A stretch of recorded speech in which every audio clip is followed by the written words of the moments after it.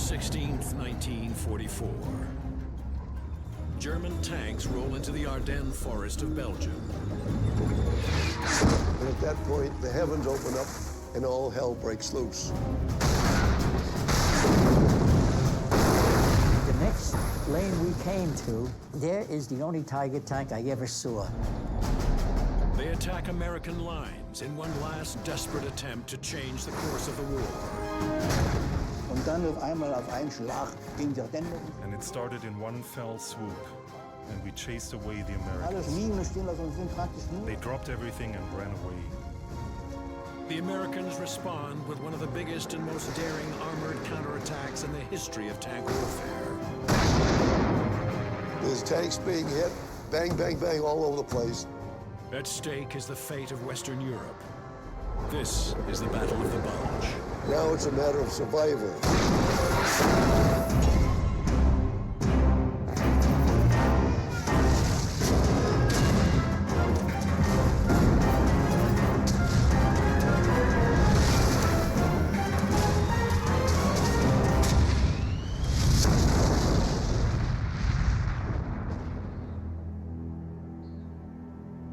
The Ardennes region on the Belgian-German border is a picture postcard of majestic forests, deep gorges, and rolling valleys. It's also a notorious killing ground.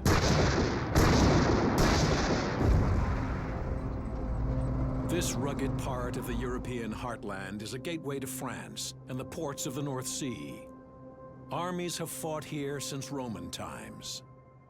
And in December of 1944, the Ardennes once again erupts, this time in one of the biggest and bloodiest armored clashes of the Second World War.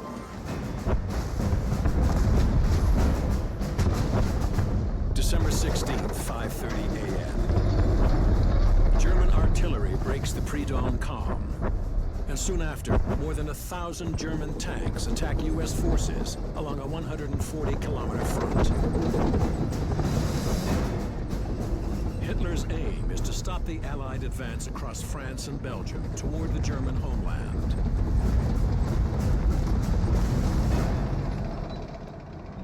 Through the summer and fall of 1944, the Allies have pushed the Germans 850 kilometers across Europe. But now, as they near the German border, their supply lines grow thin, and the advance loses steam. Hitler hopes to capitalize on this and prepares a massive counterattack in the Ardennes. It's his last big roll of the dice. The German attack plan is to smash the weak American line along the German border with Belgium and Luxembourg, and seize the bridges over the Meuse River, clearing the way for a push onto Antwerp. Hitler gave a strategic goal, which was to capture Antwerp harbor, and with that huge Allied supply dump. The second goal was basically more tactical. If he had succeeded in pinning down about 25 plus Allied divisions in the Ardennes, which were resting, this would result in a tremendous amount of losses for the Americans and for the British, and would eventually bring them back on the negotiation table. The Germans estimate they have only 3 days before the Allies can mount an effective response in the Ardennes. They need to strike quickly with a massive, highly mobile armored force. They assemble 8 panzer divisions, over 1,700 armored vehicles,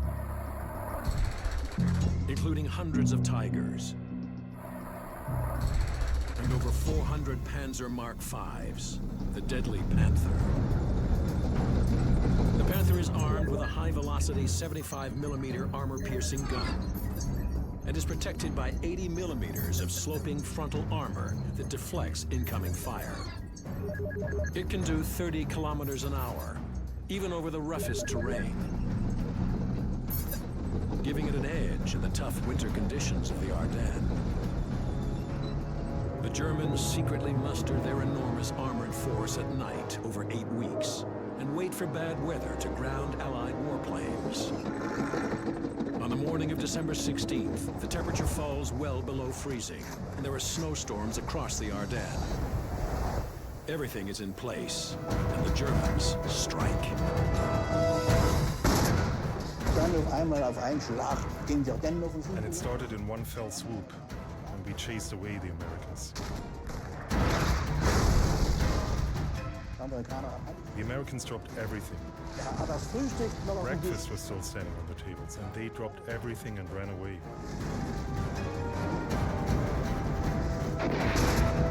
Was sie They left huge amounts of equipment, Massen an Material, fuel and shells. einmal an The bad Germans are coming. Let's run. etwa so ungefähr. That's kind of what it looked like.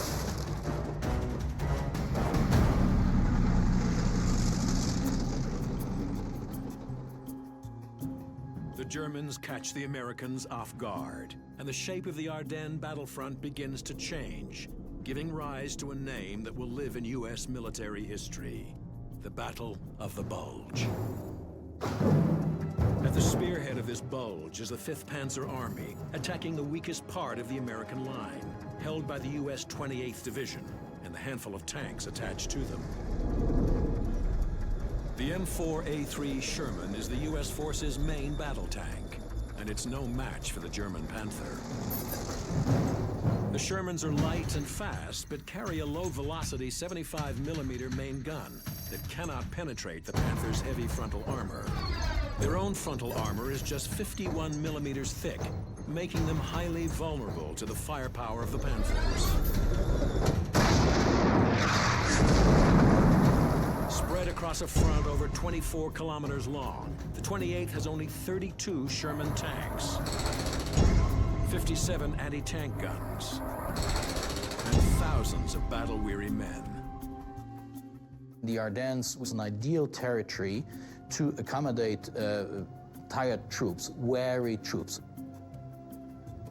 During that time, the 28th Division received a steady stream of reinforcements from the States. So in other words, young soldiers that had just not seen active combat yet. That's why all these troops here that bedded down on the night from December 15 to 16, they were totally caught by surprise.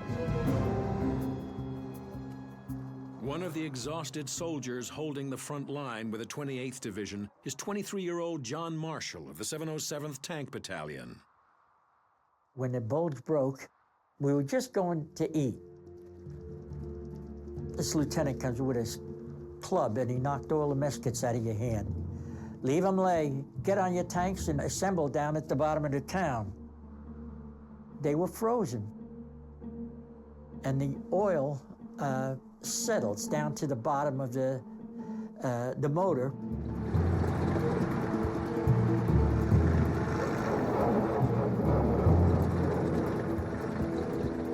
The top of the motor has no oil at all, and the oil now is sludgy, and as a result, it wasn't gonna move, and we couldn't get it started.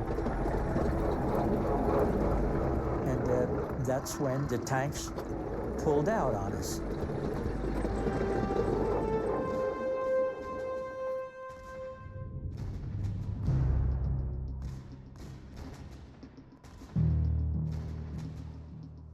We started putting everything you're not supposed to do. I think we had 5 Bunsen burners on the motor and under the motor and everything else. And luckily, we finally got it started. Marshall searches for the rest of his tank unit, unaware that the Germans have already broken through the 28th Division's line. But he's lost, and eventually joins 2 other Shermans in the same predicament. 2 other tanks were there when we got down there. The other 2 tanks saw us come down and they says, "We'll follow you." Well, we had no idea where we were going. I jumped out of our tank to guide our tank across the bridge. And when we were safely across, I pointed to the tank commander for him to do the same thing. He no sooner got over the bridge when there was a tremendous flash. The Germans under the bridge had hit him with a bazooka. And the other two tanks, they all got machine gunned when they climbed out of the tanks. The 5th Panzer Army seems unstoppable. All that stands in their way are scattered pockets of U.S. forces, under-equipped, outnumbered, and in Marshall's case, completely lost. We now were really on our own.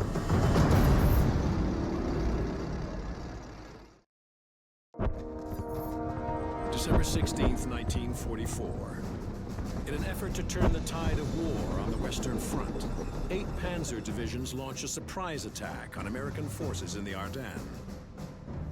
On the Central Front, the 5th Panzer Army breaks through thinly defended American lines. In the chaos, many Americans, like tanker John Marshall, are lost and surrounded by the advancing Germans. We now were really on our own, hoping to find our platoon or anybody. We decided to pull off the road, and we debated what to do. So I says, I'm gonna lower the gun so it looked like it was knocked out, because I don't want some son of a bitch rolling a hand grenade down the barrel.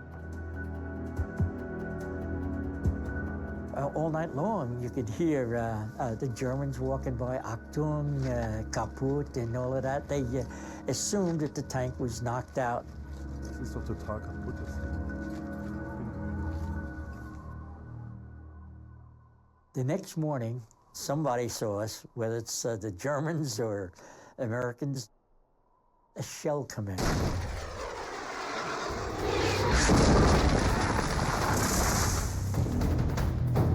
Allier jumped onto the road, turned left, and started going down the main road. The next lane we came to, there is the only Tiger tank I ever saw.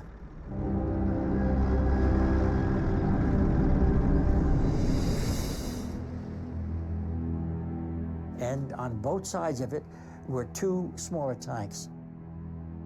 And I shot at it. The German Tiger is a 57-ton monster, almost twice as heavy as a Sherman. It's protected in places by up to 100 millimeters of steel plate. The Tiger is one of the heaviest tanks on the World War II battlefield, with an 88-millimeter main gun that can rip a Sherman to pieces. By comparison, the Sherman's a pea shooter. Its 75-millimeter main gun has a short, 3-meter barrel, producing a low muzzle velocity and a weak punch. And you might just as well throw an orange at that wall there. It was so powerful. Why they didn't get us, I don't know. They had the whole broadside to hit.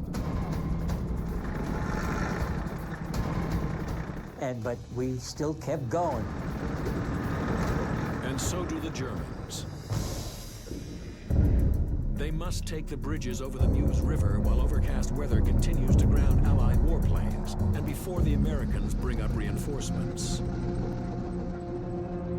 Just 20 hours into the attack, lead elements of the 5th Panzer Army are only 90 kilometers short of their objective and have already pushed 8 kilometers into Belgium. The Germans reinforce their gains and throw more and more armor into the ever-deepening bulge, including the elite 116th Panzer Division. We were up on this hill. We didn't take the street, but drove across the fields and meadows because of all the mines. We were approximately 1,000 meters away. From up there, we saw this tank. This tank, with its small cannon, was barely a threat for us. Jokingly, we just called it a knocking device. And the Panther.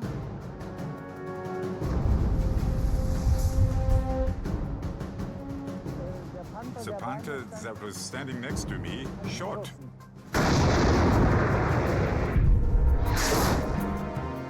From the first shot, the shell hit here and actually bounced back. So instead of a hit, it bounced up.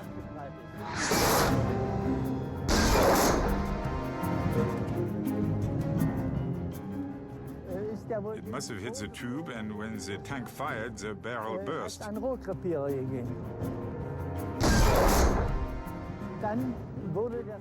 the second shot was fired and hit the screws that are standing out here.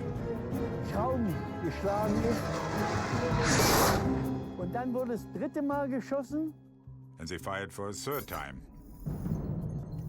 The Panther's main gun has a long 5.5-meter barrel, enabling it to penetrate Sherman armor at ranges of up to 2,000 meters.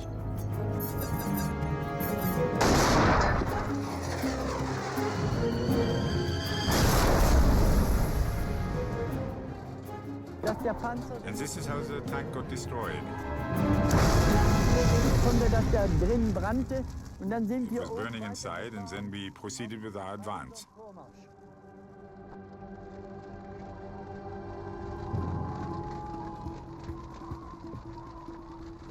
So the 2 or 3 first days of the German attack, the Americans were totally exhausted with constant fighting day and night and so forth, and were lacking supplies, and higher authorities said, there's nothing we can do here, retreat. The Americans fall back towards Bastogne, a transportation hub, which includes roads to the all-important crossings along the Meuse River. Allied command issues orders. Hold Bastogne at any cost. The 101st Airborne Division is sent to reinforce the town. For 3 days, in the cold and snow and without air support, the 101st and remnants of the 10th Armored Division fight off repeated attempts by the Germans to take Bastogne. On December 19th, frustrated by the stubborn U.S. defense, the 5th Panzer Army's main armored force is ordered to bypass Bastogne and continue their advance toward the bridges on the Meuse River. Concerned that Bastogne will be encircled, Allied command orders General George Patton's 3rd Army to the rescue. Patton's forces are in France, 260 kilometers away. He orders an immediate mass movement of 3 divisions north to Bastogne. At the spearhead are 127 tanks of the 4th Armored Division. At about 8:30 that night, I was told to be ready to move.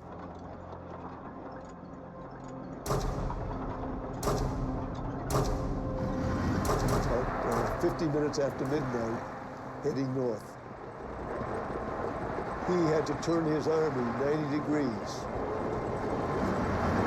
And that's where we went on to the Bulge.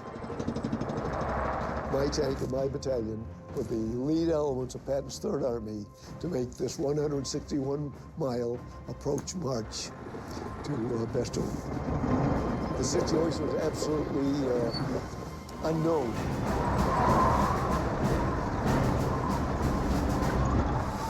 We went all night, all day, over snowy, icy roads.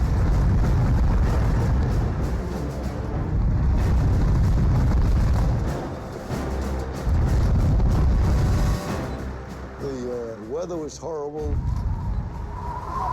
bitter wind. The last night was under total blackout conditions. You can't imagine to have a black night and be traveling blackout. All the tanks had were little things called cat's eyes in the rear. So the tank commander is looking at the tank in front of him at the cat's eyes, and that enables him to know where he's going and how much distance he is from the tank.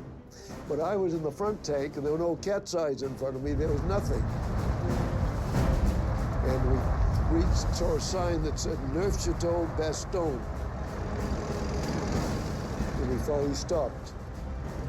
32 Sherman tanks of the 8th Battalion reached the outskirts of Bastogne in less than 24 hours. That was a tough march. It was the greatest mass movement of men in the shortest period of time in military history.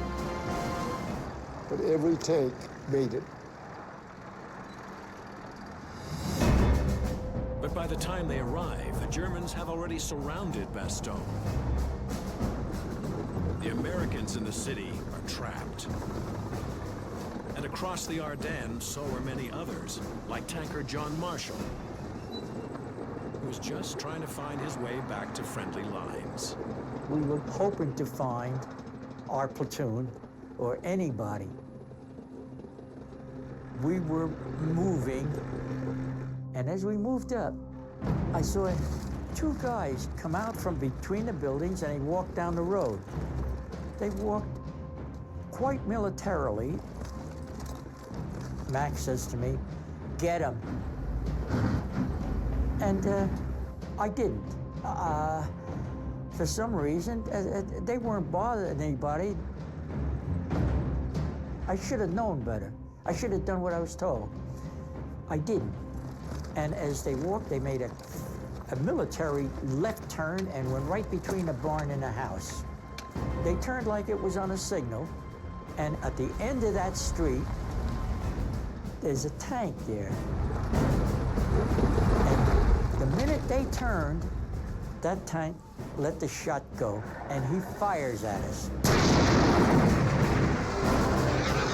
It just went over. It missed the tank. Allier makes a hard left lever, and he goes down the lane. And as we go down, we could see a crowd surrendering. He looked like a kid. We knew something was wrong. As we go down, there is the two officers.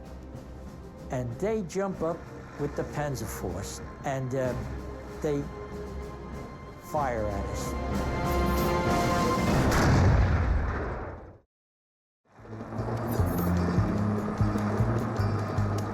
December 21st, 1944. It's day 5 of the Battle of the Bulge. The German armored offensive now extends 60 kilometers into Belgium, and many Americans are still trapped inside the Bulge. John Marshall of the 707th Tank Battalion is one of them, and he's trying to find his way back to American lines.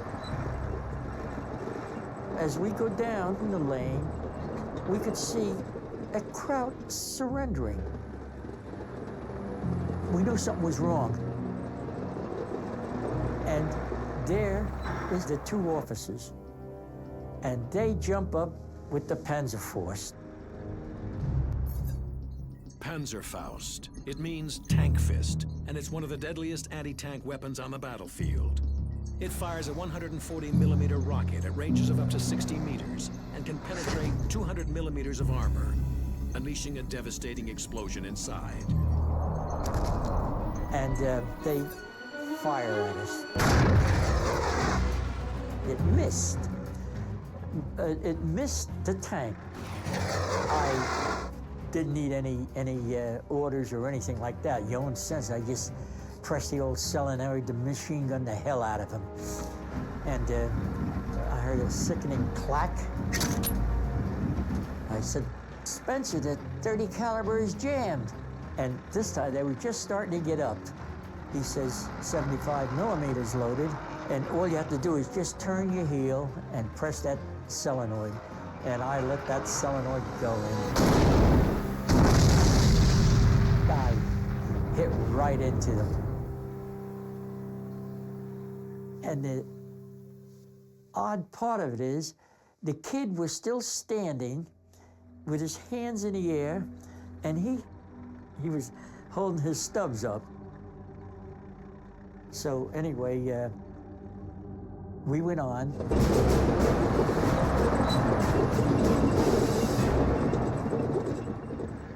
Marshall and his crew dodge the advancing Germans for days and eventually make it back to Allied lines. On December 22nd, the German push towards the Meuse River bridges begins to slow.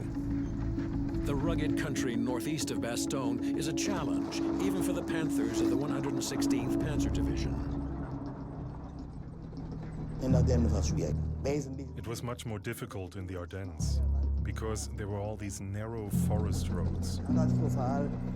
It was catastrophic because of all the closed forest paths. Our tanks couldn't maneuver. Und wie gesagt, es war also die offene, freie Landschaft ist eine typische Panzer. The open field is typical landscape for tanks, while the Ardennes were poison for the tanks. Gift für Panzer. War nicht das Ideale. This is where our Panther tank was hit. Abgeschossen worden.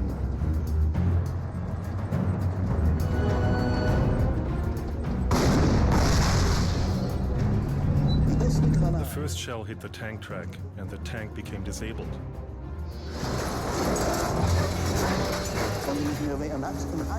And if the one track keeps moving, the tank turns in a circle. It turned until it was standing at an angle with its corner facing the anti-tank gun.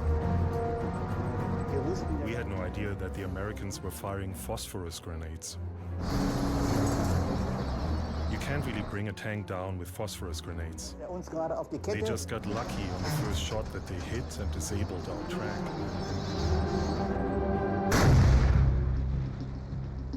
White phosphorus rounds are incendiaries used to create smoke screens or mark enemy targets.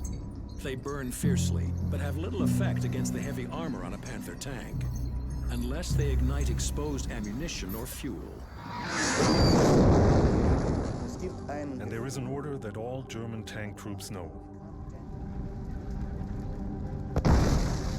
You can only get out of the tank when it is on fire. You're not allowed to get off before that. Only when the tank is on fire. Most of the wounds suffered inside a tank are burns because of the fuel tank. If it gets hit full on, the tank catches fire immediately. And then there's only one thing you can do. Get out as fast as you can.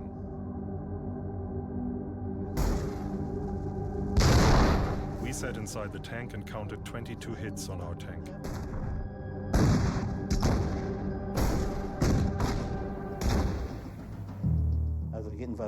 It's not very enjoyable. The only feeling you have is, am I going to survive this? Finally, the 22nd hit went into the hull of the tank where the fuel canisters were. When the fuel tank got hit, that's when it caught fire and we were allowed to get out.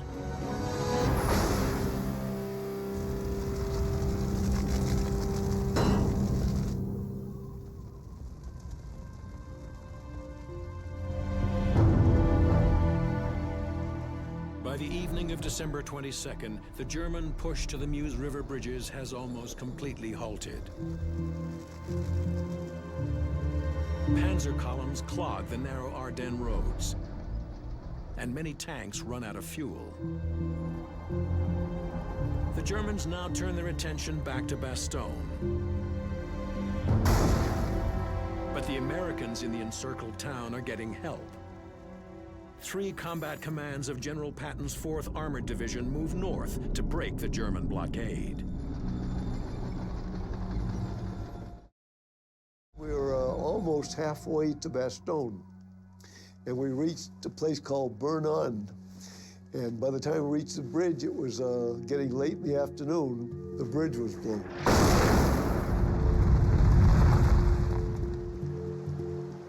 The river was cold, raging.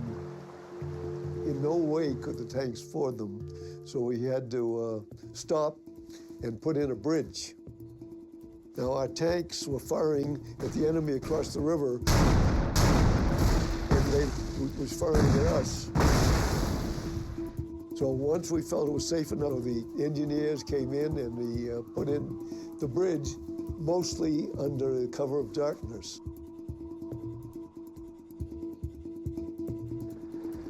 And our tanks started crossing the bridge. One tank, one tank, one tank. And then we were ready to rest for the night. I got word, no, keep moving. Patton said, I want them to move. Now here were these exhausted men. Now they were told to fight all night. And finally, at about first light, we reached the outskirts of Chaumont.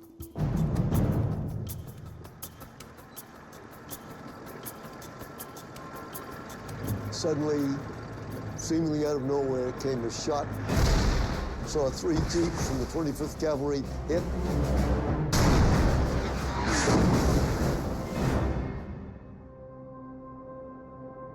I immediately stopped my force.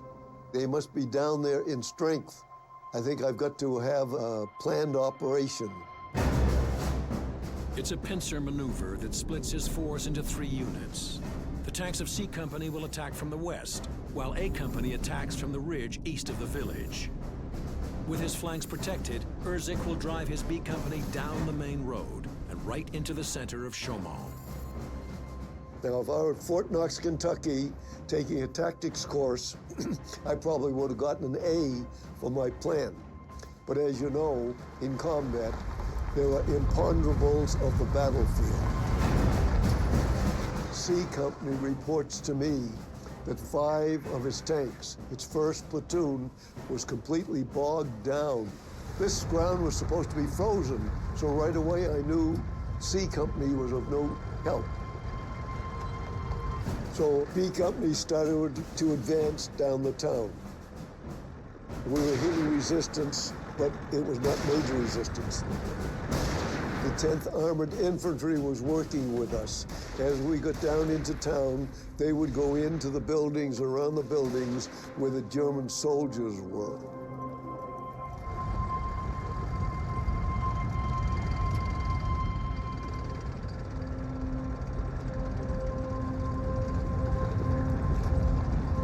B Company gets through the town, and at that point, the heavens open up and all hell breaks loose. We're suddenly hit all at once by direct fire. Now it's a matter of survival. Erzik and his men have driven into an ambush and now face the most lethal tank killer in the German arsenal.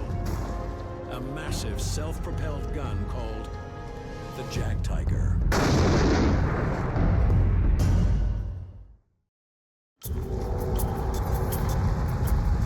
The Battle of the Bulge enters its 7th bloody day.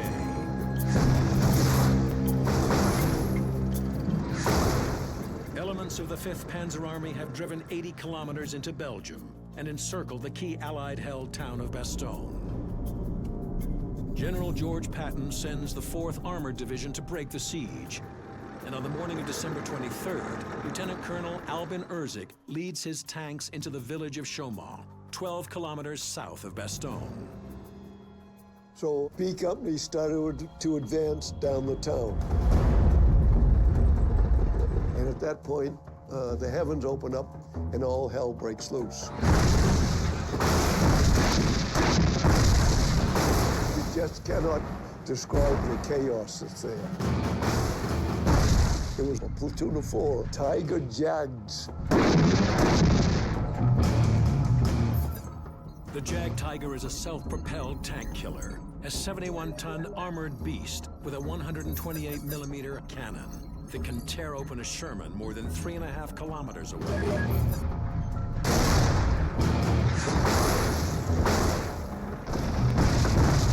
There's tanks being hit, bang, bang, bang, all over the place.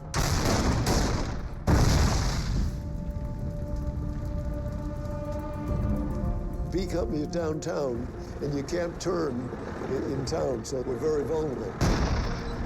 So I told my driver to start backing up. Now he's backing up blind. He needs some help from me. So as we moved back out, I had the turret turned. So I could see the road, and I'm directing the driver.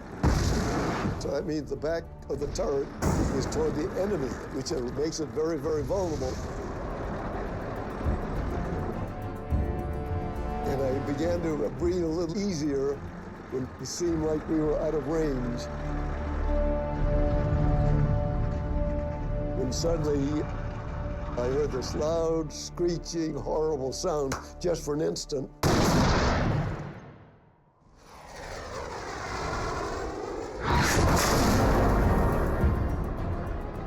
And the tank was pushed forward as though some sledgehammer had hit it. 128, which should have breezed through the turret like a butter knife through butter, but it must have hit the ricochet off. So I told the driver, keep going. As we were moving back, I noticed there was a seam in the tank turret with daylight showing. So I knew something had hit the turret. And we finally pulled the tank out of range. I asked myself the question, why are we still here? Why did my tank survive this battle when I had this terrible, terrible blow? Next to the antenna well was something. It was an object. And to this day, I don't know why it was there. And the only thing I can conclude is that it must have hit this appendage and ricocheted off. I feel it was an absolute miracle that I survived that battle and I'm still here. At the Battle of Chaumont, Combat Command B loses 18 tanks and most of their crews. The Germans and their deadly Jag Tigers have stalled Colonel Erzig's drive to Bastogne.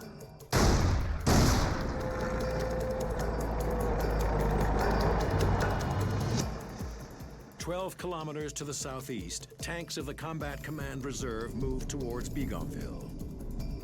Their mission is to take the heavily defended town and protect the flank of units advancing towards Bastogne. En route, they encounter a German patrol. But we made our approach into Bougainville, and I pulled our tank up behind the railroad track.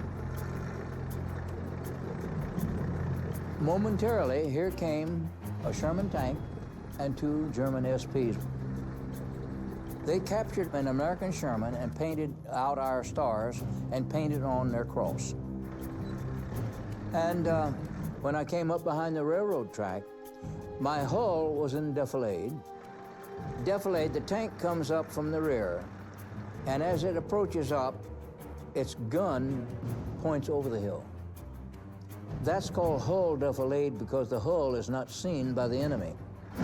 The gunner's periscope was about 14 inches higher than the tube. The gun was looking at the track. The sight was above the track. So when he fired, he hit the first rail.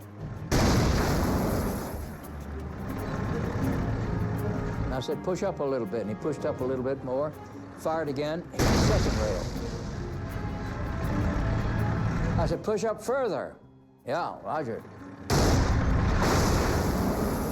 So I pushed it up enough that I got beyond the track, and we got a shell into the Sherman tank. And I also added another shell to each of these SPs.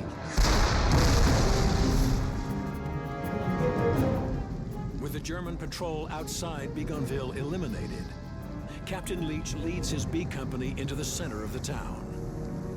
So our approach in every village, we would recon by fire with the bow gun shooting one direction and the coax machine gun shooting another on the side of the roads. So we were an avalanche of fire, movement, fire and movement.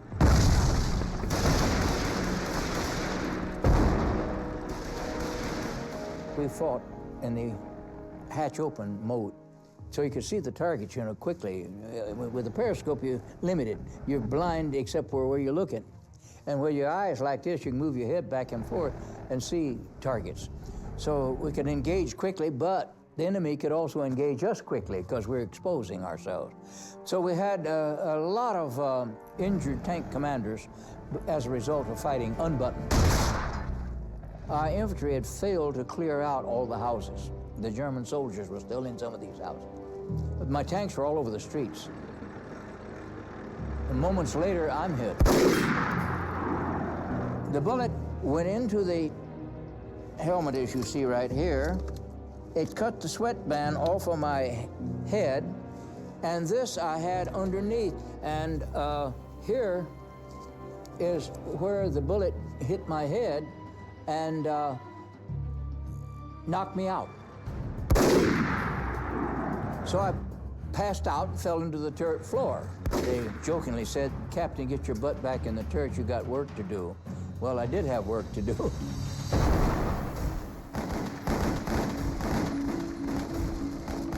In 16 hours, the CCR takes Bougainville.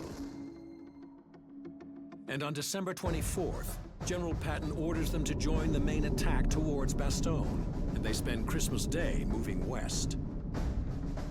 Finally, on December 26th, the tanks of the Combat Command Reserve are poised to launch one of the most daring armored charges in the history of tank warfare.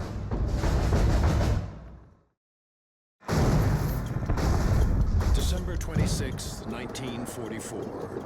The Belgian town of Bastogne has been under siege for 5 days.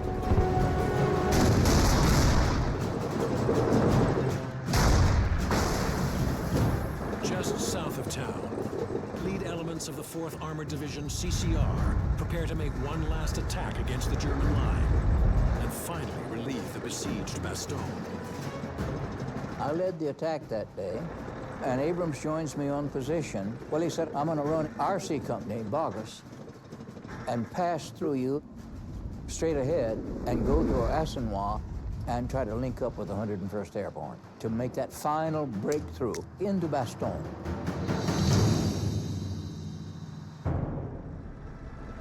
Lieutenant Charles Bogus leads 8 Sherman tanks into the heavily defended town of Ardennes. Bogus led the attack through here, and he had an armored infantry company with him, and they were busy fighting Germans who were resisting, trying to mine the road, and the artillery had knocked out several half-tracks, and mortar shells had knocked out several vehicles. The German fire is intense, but Bogus and his men push right through it and advance down the final stretch of road leading to Bastogne. It was quite a fight, really. I could hear it all shooting up ahead of me because Abrams left me in position there at Clochemont Hill.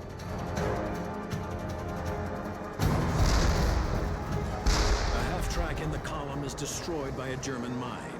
Bogus pushes on with 2 other tanks and reaches the outskirts of Bastogne.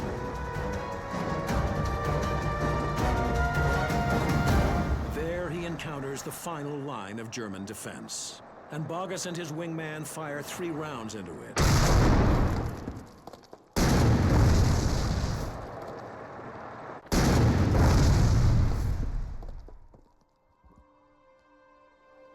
The last obstacle on the road to Bastogne is eliminated.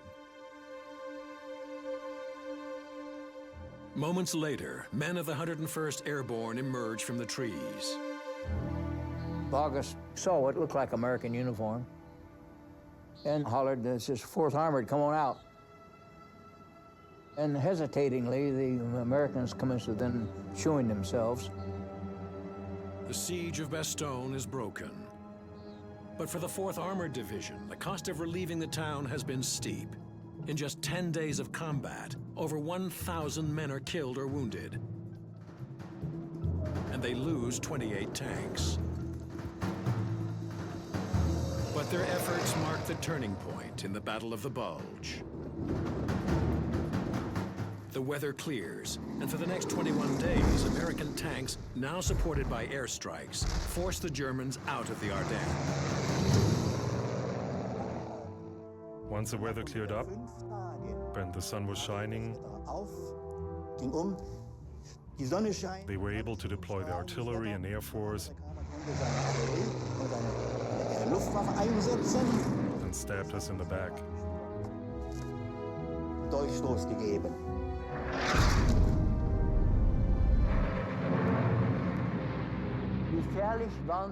The fighter bombers were dangerous for us. On one tank, believe it or not, we counted 500 hits from a machine gun.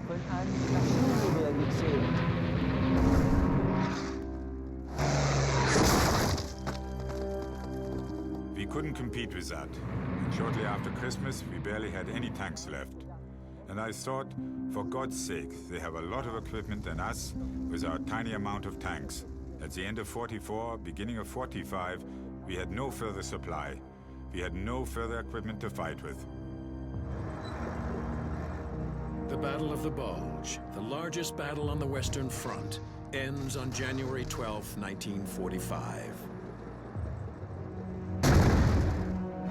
The casualties on both sides are enormous. More than 90,000 German soldiers are killed, wounded, or captured. Almost 20,000 Americans die, and 50,000 are wounded. It's their bloodiest battle of the war. The Americans lose over 320 tanks, but the Germans' final gamble has cost more. They lose more than 500 irreplaceable panzers and will never launch another offensive. Sitting here now, looking back, unbelievable. I can't believe I was there. I can't believe I did what I did. It's a very strange feeling. It was the lead element of Patton's army. It was the force that was successful in breaking the siege of Bastogne. I firmly believe that was the turning point of the Battle of the Bulge, and the Battle of the Bulge was the turning point of the war in Europe.